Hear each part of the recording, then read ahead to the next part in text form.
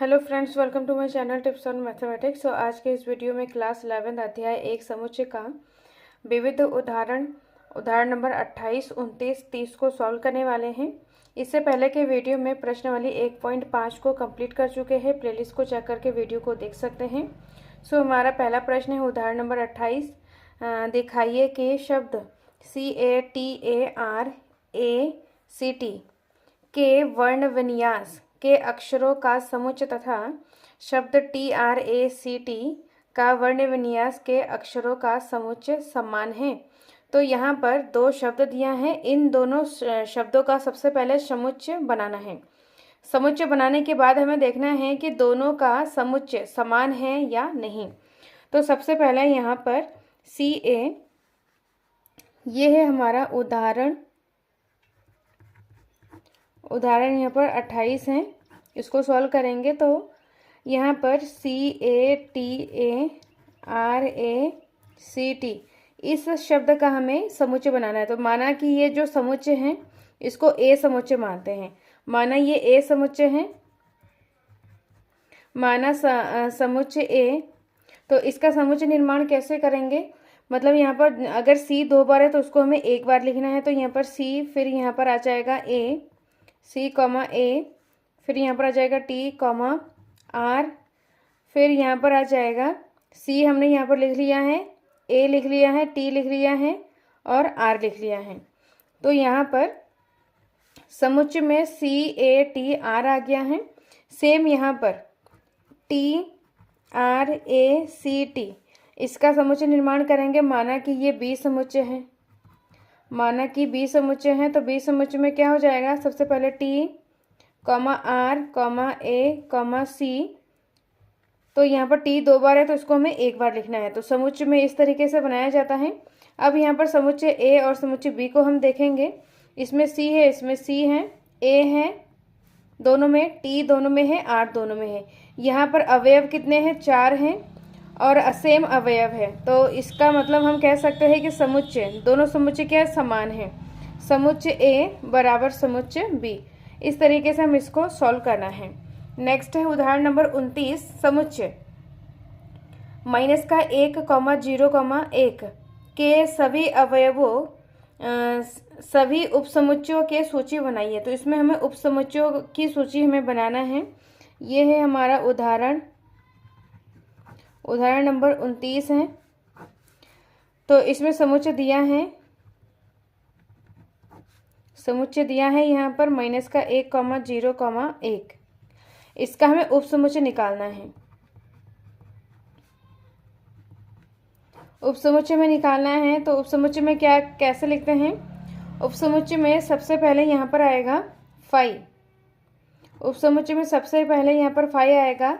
कोई भी समुच्चय हो उसका उपसमुच्चय सबसे पहले यहाँ पर कोई भी समुच्चय हो उसका उपसमुच्चय मतलब 5 ही होता है। 5 के बाद यहाँ पर आ जाएगा सभी अवयवों को अलग अलग लिखेंगे हम। फिर यहाँ पर आ जाएगा 0, फिर यहाँ पर आ जाएगा 1। सभी अवयवों को अलग अलग लिख लिया है। फिर यहाँ पर 2-2 करके अवयव हम लिखेंगे। -1, 0, फिर आ जाएगा -1, 1 लिखेंगे। फिर यहाँ पर 0 के साथ लिखेंगे 0, 1। फिर यहाँ पर आ जाएगा 1, 2, 3, 4, 5, 6, 7 और 1 आ जाएगा। यहाँ पर 2-2 का हमने जोड़ा कर लिया है इस तरीके से। फिर यहाँ पर सभी अवयवों को एक साथ लिख लेंगे। -1, 0, 1। तो इस तरीके से यहाँ पर 1, 2, 3, 4, 5, 6, 7, 8 यहाँ पर क्या है? उपसमुच्चयों की संख्या, उपसमुच्चय यहाँ पर कितने बने हैं? 8 बने हैं।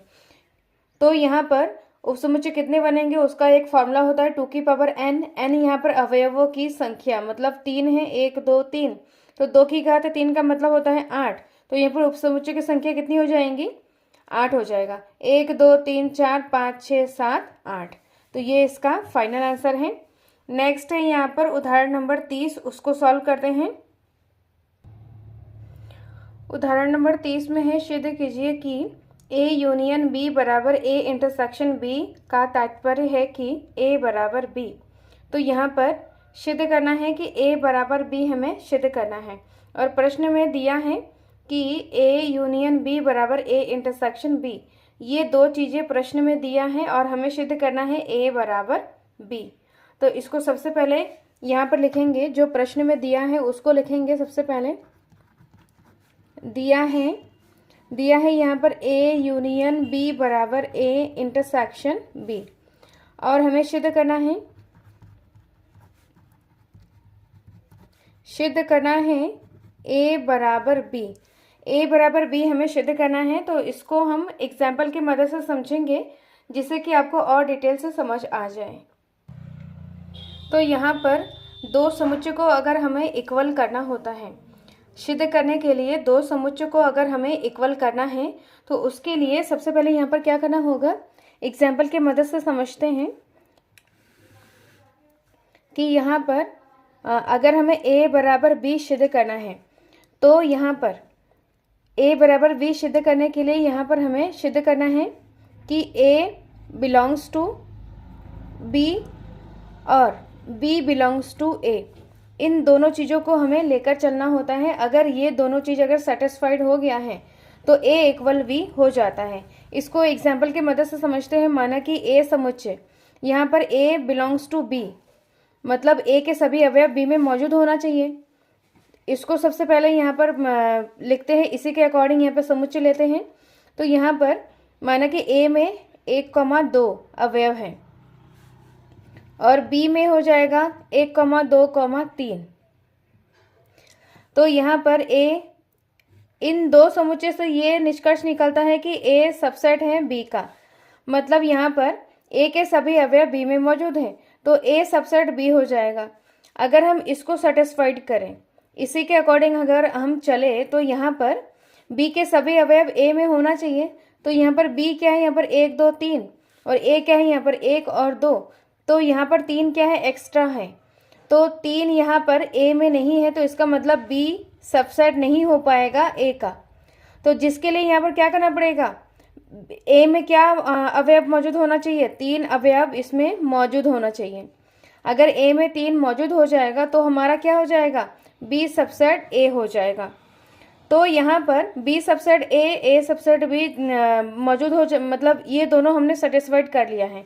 अब हम देखते हैं यहाँ पर a समुच्चय और b समुच्चय को देखते हैं। तो a समुच्चय में क्या है अवयव 1 2 3, b समुच्चय में क्या है 1 2 3। तो देखा जाए तो यहाँ पर दोनों समुच्चय क्या है हमारा इक्वल। तो इक्वल तब होता है जब दो समुच्चय इक्वल होता है। इक्वल होने के लिए यहाँ पर a सबसेट b का होना चाहिए और b सबसेट a का होना चाहिए। इन दोनों के मदद से हम a इक्वल टू b सिद्ध कर सकते हैं। तो यहाँ पर हमें सिद्ध करना है a इक्वल टू b, जिसके लिए a इक्वल टू b सिद्ध करने के लिए सबसे पहला पॉइंट हमें क्या करना पड़ेगा, a सबसेट है b का, और दूसरा पॉइंट क्या करना पड़ेगा यहाँ पर b सबसेट a का। ये दोनों पॉइंट हमें लेकर चलना है और ये हमारा रफ पार्ट है, इसको समझने के लिए यहाँ पर किया है। तो उपपत्ति में सबसे पहले लिखते हैं, उपपत्ति में हम लिखते हैं यहाँ पर कि इसको मानेंगे कि माना x belongs to a, x जो है a के अवयव है, तो x बिलोंग्स टू a। तो यहाँ पर हम लिख सकते हैं कि x belongs to a union b। इसको वेन डायग्राम से समझते हैं। तो यहाँ पर एक छोटा सा वेन डायग्राम बनाते हैं इस तरीके से। ये यूनिवर्सल सेट है, ये a है और ये b है। तो यहाँ पर a यूनियन b x में कैसे बिलोंग करेगा, माना कि ये x है, x बिलोंग्स टू a। तो यहाँ पर हम कह सकते हैं कि x belongs to a union b। a union b का पोर्शन कौन सा होता है, जो a के सभी अवयव, b के सभी अवयव और जो दोनों में मतलब कॉमन हो। ये हमारा कौन सा पोर्शन हो गया है जिसको हमने शेड किया है, ये a यूनियन b का पोर्शन हो गया है। तो यहाँ पर अगर x यहाँ पर है, a के जगह पे है, तो ये x a यूनियन b में भी तो मतलब मौजूद है। a यूनियन b ये पूरा पोर्शन है, तो इस पूरे पोर्शन में x तो मौजूद है। तो यहाँ पर लिख सकते हैं x belongs to a union b। इस तरीके से लिखना है। और ये हमारा है दिस इम्प्लाइज, इसका साइन हमें बनाना है कि इसके बाद यहाँ पर अगर एक्स ए में बिलोंग करा तो एक्स यहाँ पर ए यूनियन बी में मौजूद होना चाहिए। फिर यहाँ पर हम करेंगे, यहाँ पर एक्स अगर ए यूनियन बी में मौजूद हैं, ये हमारा समीकरण नंबर 1 है। समीकरण 1 से हम देखेंगे कि A union B A intersection B के इक्वल हैं, तो यहाँ पर x belongs to A union B, तो एक्स बिलोंग्स टू क्या हो जाएगा, ए इंटरसेक्शन बी हो जाएगा समीकरण 1 से। तो यहाँ पर रीजन लिखेंगे समीकरण 1 से। समीकरण 1 से क्या हो जाएगा, x belongs to A intersection B. तो यहाँ पर दोबारा से हम देखते हैं कि एक्स अगर ए इंटरसेक्शन बी का पोर्शन कौन सा होता है, वेन डायग्राम से देखते हैं। यहाँ पर यूनिवर्सल सेट है ये ए और ये बी है। अब यहाँ पर ए इंटरसेक्शन बी कौन सा पोर्शन होता है, ये वाला पोर्शन होता है जो ए का अवयव और बी का अवयव जो दोनों के पास हो, तो ये वाला होता है ए इंटरसेक्शन बी। तो यहाँ पर एक्स अगर एक्स बिलोंग कर रहा है ए इंटरसेक्शन बी में, यहाँ पर बिलोंग कर रहा है, माना कि एक्स यहाँ पर है, तो एक्स बी में भी तो बिलोंग कर रहा है। माना कि एक्स यहाँ पर है, इस पोर्शन में है, तो ये एक्स बी में भी तो मौजूद है, पूरे बी में मौजूद है। तो इससे हम ये निष्कर्ष निकाल सकते हैं कि एक्स बिलोंग्स टू बी। तो यहाँ पर हमने एक्स बिलोंग्स टू ए लेकर हमने चला, तो हमें मिला क्या है, एक्स बिलोंग्स टू बी मिला है। इसका मतलब ए सबसेट है बी का। तो ये हो जाएगा हमारा समीकरण नंबर 2। अब यहाँ पर x बिलोंग्स टू ए को हमने लिया है, अब y बिलोंग्स टू बी लेंगे। एक बार a के लिए लेंगे, एक बार b के लिए लेंगे, और यहाँ का जो अवयव है a के लिए x लिया है, अब b के लिए y लेंगे, या तो कोई दूसरा लेंगे लेकिन x को नहीं लेंगे। अब हम लिखेंगे कि y बिलोंग्स टू, इसको भी हम मानेंगे कि माना y बिलोंग्स टू b। तो जब y बिलोंग्स टू b है, इसका मतलब y belongs to a union b। Same process है, अगर b में मतलब y b में है तो उसका यूनियन में भी हो जाएगा। तो यहाँ पर सेम, यहाँ पर y belongs to a intersection b में हो जाएगा। ये समीकरण 1 से उसके इंटरसेक्शन में भी हो जाएगा। जब इंटरसेक्शन में हो रहा है तो इसका मतलब y किस में हो जाएगा, belongs to, y belongs to a। Same process है, जब a में बिलोंग कर रहा है तो इसका मतलब हमने y बिलोंग्स टू b को हम लेकर चलकर मतलब सॉल्व करने के लिए लिया था, तो y बिलोंग्स टू a में पहुंच गए। तो a, तो यहाँ पर क्या हो जाएगा, b सबसेट है a का। इसको एक बार वेन डायग्राम से समझते हैं। ये हमारा है यूनिवर्सल सेट A और ये है B। ये जो वेन डायग्राम बना रहे हैं इसको समझने के लिए बना रहे हैं। यहाँ पर प्रश्न में आपको ये बनाना नहीं है। हमने माना कि y बिलोंग्स टू B, तो माना कि यहाँ पर y है, B में बिलोंग कर रहा है, तो y belongs to A union B। A union B का पार्ट कौन सा है, ये वाला पूरा पार्ट जिसको हम शेड कर रहे हैं। तो y किस में बिलोंग कर रहा है, A यूनियन B में बिलोंग कर रहा है। तो यहाँ पर समीकरण 1 से y belong to a intersection b। जब यहाँ पर y a इंटरसेक्शन b में बिलोंग कर रहा है, मतलब यहाँ पर ये वाले बीच वाले में अगर y बिलोंग्स टू, यहाँ पर माना कि y यहाँ पर है, y belongs to a intersection b, तो ये वाला पार्ट किसका है, a का भी है। जब ये वाला पार्ट a का भी है तो यहाँ पर क्या हो जाएगा, y बिलोंग्स टू a हो जाएगा। तो y बिलोंग्स टू b को हम सॉल्व करने के लिए लिया है, तो उसको सॉल्व करने के बाद y बिलोंग्स टू a आ गया है। इसका मतलब y belongs to y subset a। इसका मतलब क्या हो जाएगा, y सबसेट a। तो ये है हमारा समीकरण नंबर 3। अब समीकरण 2 और समीकरण 3 से समीकरण 2 तथा 3 से क्या निष्कर्ष निकलेगा। समीकरण 2 में क्या था, समीकरण 2 में यहाँ पर a सबसेट b है और समीकरण 3 में क्या है, b सबसेट a है। तो इससे क्या निष्कर्ष निकलता है, a बराबर b। तो इससे ये निष्कर्ष निकलता है, सबसे पहले लिखेंगे a belongs to a subset b तथा बी सबसेट ए, तो इससे ये निष्कर्ष निकलता है कि ए बराबर बी, जिसको हमें सिद्ध करना था। तो इस तरीके से हमें इसको सॉल्व करना है, इस तरीके से सिद्ध करना है। तो यहाँ पर अगर आपको समझ ना आए तो वेन डायग्राम से आप समझ सकते हैं। अब इसका नेक्स्ट प्रश्न को करते हैं। नेक्स्ट है अध्याय 1 पर विविध प्रश्नावली, जिसका पहला प्रश्न को सॉल्व करते हैं। तो पहले प्रश्न में बोला जा रहा है निम्नलिखित समुच्चयों में से कौन सा उपसमुच्चय है, इसका निर्णय कीजिए। तो यहाँ पर समुच्चय ए दिया हुआ है, ये सेट विल्टर फॉर्म में दिया हुआ है। X such that x belongs to 8 तथा x square minus 8x plus 12 बराबर 0 को संतुष्ट करने के लिए सभी वास्तविक संख्याएं x। और बी समुच्चय दिया है 2 4 6, सी समुच्चय दिया है 2 4 6 8 और यहाँ पर आगे संख्याएं हैं। डी समुच्चय है 6।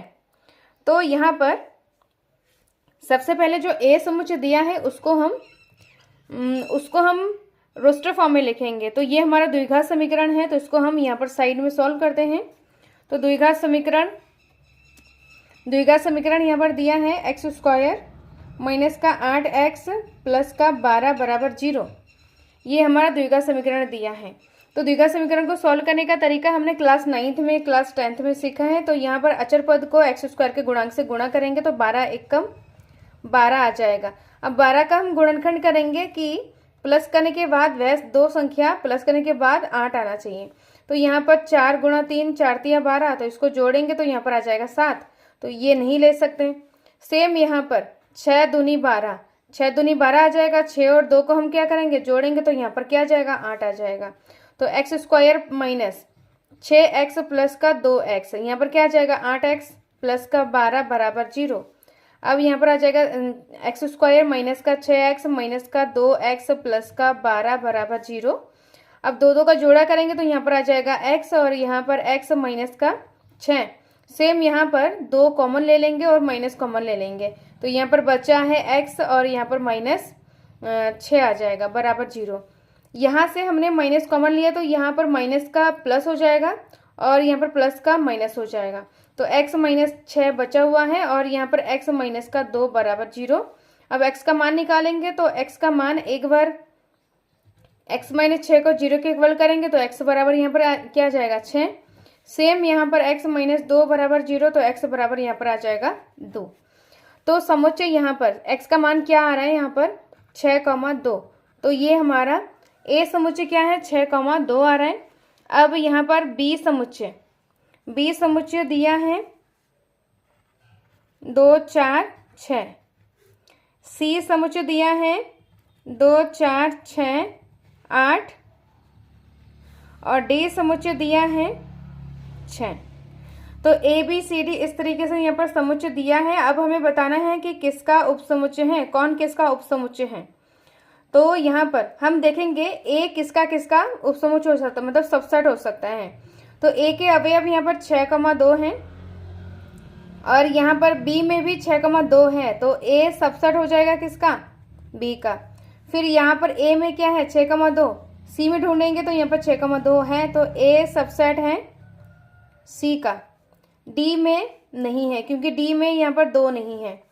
अब हम बी को देखते हैं, बी में क्या है 2,4,6, तो 2,4,6 सी में है, तो बी सबसेट हो जाएगा सी का।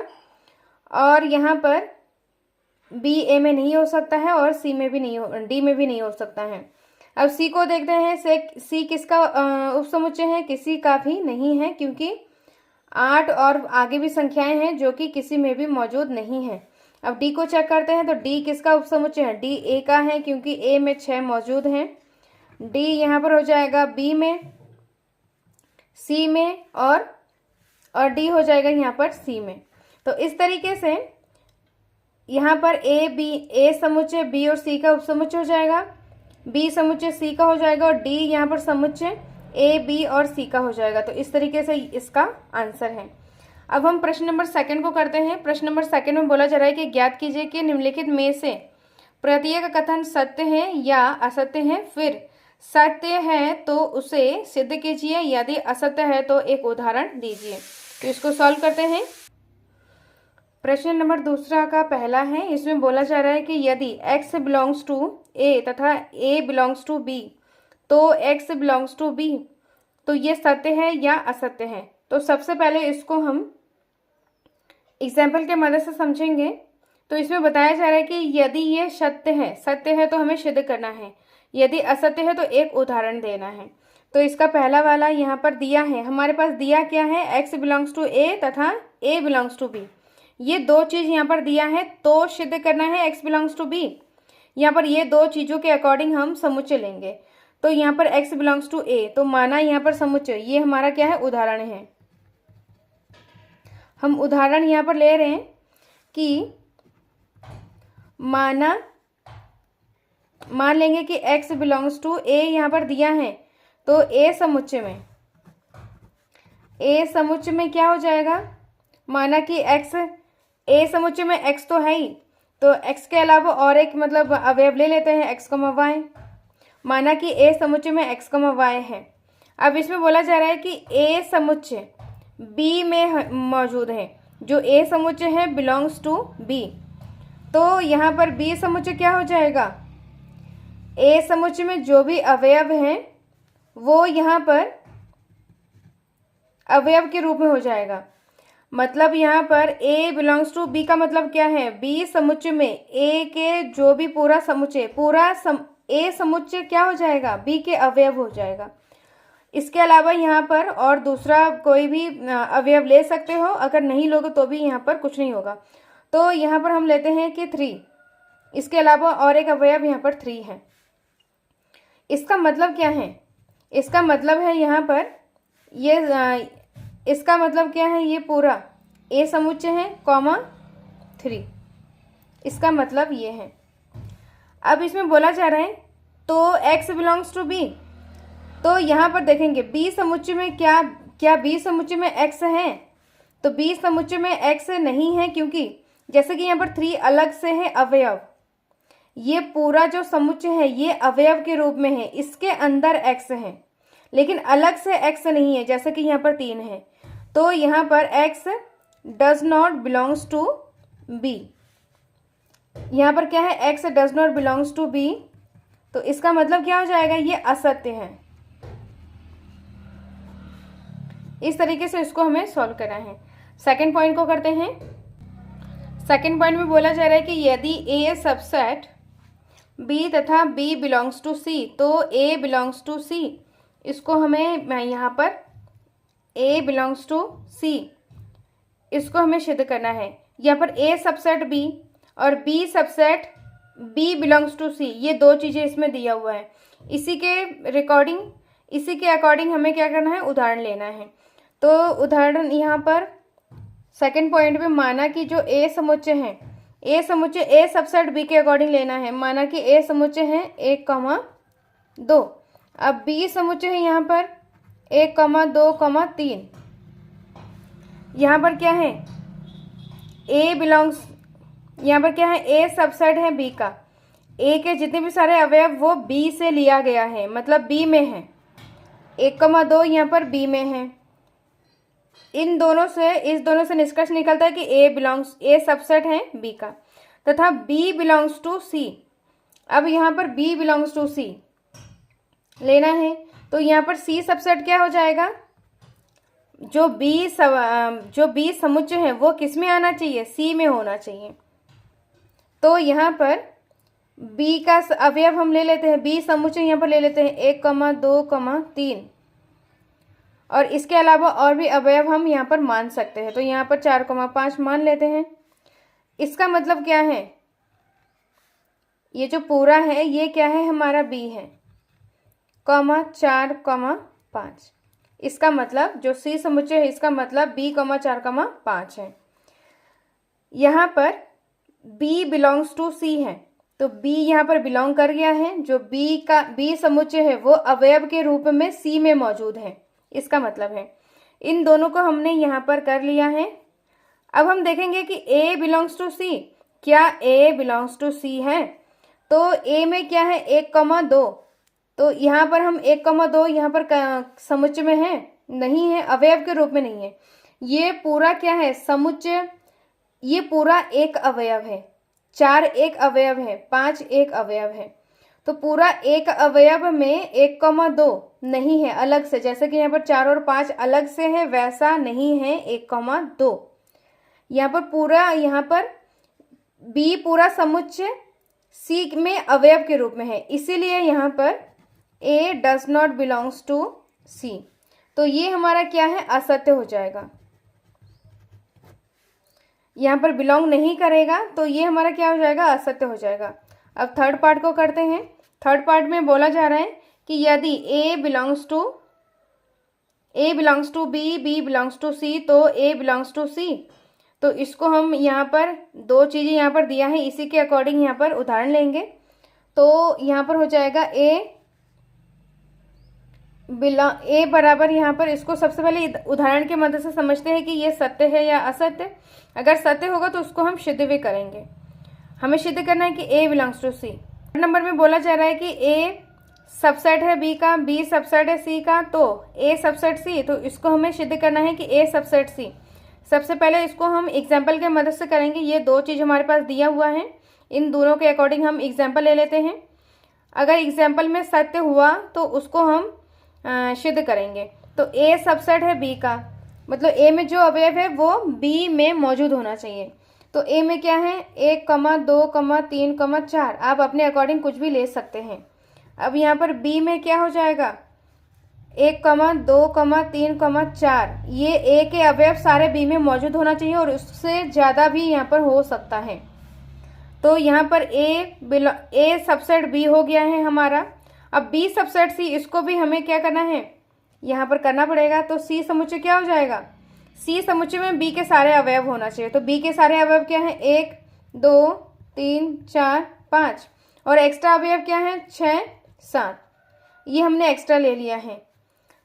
तो ए सबसेट बी, बी सबसेट सी, इसी के अकॉर्डिंग यहाँ पर हमने क्या ले लिया है, एग्जाम्पल ले लिया है, समुच्चय ले लिया है। तो यहाँ पर ए सबसेट सी, ये हमें करना है। ए में क्या है अवयव, 1, 2, 3, 4। सी में क्या है, 1, 2, 3, 4। तो ए सबसेट सी हो गया है, इसका मतलब ये क्या है, हमारा सत्य है। जब ये सत्य है तो इसको हम यहाँ पर प्रूफ करते हैं। तो यहाँ पर हम इसको हल करेंगे। सबसे पहले यहाँ पर दिया है, लिखेंगे। हमारे पास क्या दिया है, ए सबसेट बी और यहाँ पर बी सबसेट सी, ये दो चीजें दिया है और हमें सिद्ध क्या करना है, सिद्ध करना है कि ए सबसेट सी, इसको हमें सिद्ध करना है। तो इसको सिद्ध करने के लिए जब भी यहाँ पर सबसेट ए सबसेट सी सिद्ध करना है, इसका मतलब कोई एक अवयव x बिलोंग्स टू ए और x बिलोंग्स टू सी, ये दो चीजें हमें करने होते हैं। यहाँ पर अगर ए सबसेट सी है तो कोई एक अवयव जो x में भी, ए में भी है और सी में भी है, इन दोनों को हमें यहाँ पर क्या करना है, सिद्ध करना है। अब उपपत्ति में लिखेंगे, उपपत्ति में लिखेंगे कि x बिलोंग्स टू ए और यहाँ पर x बिलोंग्स टू बी। यहाँ पर देखेंगे कि x बिलोंग्स टू ए, माना कि a कोई अवयव है जो a में बिलोंग कर रहा है, तो a के सभी अवयव 1, 2, 3, 4 जो कि b में भी बिलोंग कर रहा है, 1, 2, 3, 4। तो इसीलिए यहाँ पर लिखा है x belongs to A, x belongs to B. अब यहाँ पर, अब इसमें ये हमारा से समीकरण नंबर 1 और ये है समीकरण नंबर 2। तो यहाँ पर दोनों अवयव यहाँ पर ए और बी में बिलोंग कर रहे हैं। तो यहाँ पर देखेंगे कि ए के सभी अवयव सी में भी मौजूद है, इसका मतलब x बिलोंग्स टू क्या हो जाएगा, सी हो जाएगा। x यहाँ पर कोई भी अवयव हो सकता है, माना कि x बराबर 1, तो एक यहाँ पर एक बी में भी है और एक सी में भी है, इसलिए यहाँ पर x belongs to A, x belongs to B, x belongs to C लिखा है। अब यहाँ पर कोई भी अवयव ए, बी और सी में मौजूद है, इसका मतलब a बिलोंग्स टू क्या हो जाएगा, a सबसेट क्या हो जाएगा, अतः a सबसेट c हो जाएगा। तो इस तरीके से इसको हमें क्या करना है, सिद्ध करना है। अब इसका 4 पार्ट को करते हैं। तो 4 पार्ट में क्या बोला जा रहा है, 4 पार्ट में यदि ए सबसेट नहीं तथा ए सबसेट नहीं बी तथा बी सबसेट नहीं सी, तो ए सबसेट नहीं होगा सी का। इसको हमें क्या करना है, सिद्ध करना है। तो सबसे पहले इसको एग्जाम्पल की मदद से समझेंगे। इसमें बोला जा रहा है कि ए का अवयव बी में नहीं है। ए यहाँ पर एग्जाम्पल ले लेते हैं 1,2, बी ले लेते हैं यहाँ पर 2,3। इसमें बोला जा रहा है कि ए का अवयव ए सबसेट नहीं बी का। उस तरीके से हम एग्जाम्पल लेना है। तो ए यहाँ पर सबसेट नहीं है बी का। अब सी यहाँ पर ले लेंगे, बी सबसेट नहीं सी है, तो उसी के अकॉर्डिंग लेना है। तो यहाँ पर 1,2,4, तो ये क्या है, बी का अवयव इसमें नहीं है। क्या यहाँ पर सी ए सबसेट सी हो जाएगा, ए सबसेट नहीं सी, इसमें ये दिया हुआ है। तो इसमें हम देखेंगे ए में 1,2 है और सी में क्या है, 1,2 मौजूद है। इसका मतलब यहाँ पर ए सबसेट सी है, ए सबसेट सी है। तो इसमें जबकि है ए सबसेट नहीं है सी का, इसका मतलब ये क्या है, असत्य है। अब हम इसका 5 पार्ट को करते हैं। तो 5 पार्ट में क्या बोला जा रहा है कि यदि x बिलोंग्स टू ए तथा ए सबसेट नहीं बी, तो x बिलोंग्स टू बी। दो चीजें यहाँ पर दिया है, इसको हमें सिद्ध करना है। इसको भी एग्जाम्पल की मदद से सॉल्व करते हैं। तो यहाँ पर दिया है कि x बिलोंग्स टू ए समुच्चय ले लेते हैं। यहाँ पर x, y हम लेंगे। यहाँ पर x बिलोंग्स टू ए, तो इसी के अकॉर्डिंग यहाँ पर a में x बिलोंग कर रहा है और a यहाँ पर सबसेट नहीं होगा b का, तो उसी के अकॉर्डिंग b यहाँ पर समुच्चय ले लिया है y, t। तो इसमें y a सबसेट नहीं है b का, a में जो x और y है इसमें b में नहीं है, तो इसी के अकॉर्डिंग हमने एग्जाम्पल ले लिया है। अब हम देखेंगे कि x बिलोंग्स टू b, तो b में x नहीं है, इसका मतलब यहाँ पर क्या हो जाएगा, x does not belongs to b, तो ये हमारा क्या है, असत्य है। अब इसका 5 वाला पार्ट को करते हैं। तो 5 वाले पार्ट में बोला जा रहा है कि यदि a सबसेट है b का तथा x does not belongs to b, तो x does not belongs to a, इसको हमें सिद्ध करना है। समुच्चय a में हम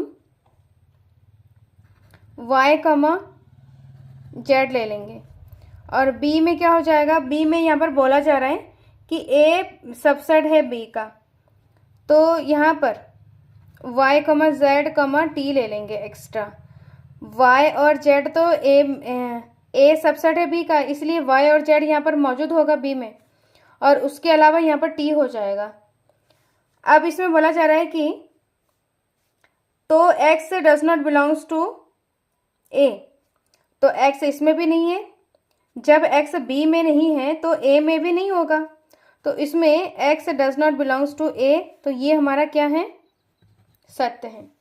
जब ये सत्य है तो इसको हम सॉल्व करेंगे, इसको हल करके दिखाएंगे, प्रूफ करके दिखाएंगे। तो यहाँ पर सबसे पहले लिखेंगे दिया क्या है, a सबसेट b का और x does not belongs to b, ये दो चीज दिया है और हमें सिद्ध करना है। सिद्ध करना है कि a does not belongs to x does not belongs to a। तो यहाँ पर उपपत्ति में लिखेंगे, उपपत्ति में लिखेंगे कि जब x a में नहीं है, x यहाँ पर b में नहीं है, तो x a में भी नहीं हो सकता है। वही यहाँ पर हमें लिखना है कि a के सभी अवयव b से लिया है तथा x b में नहीं है, x does not belongs to a, तो x does not belongs to b हो जाएगा। तो इसमें हम लिखेंगे कि a के सभी अवयव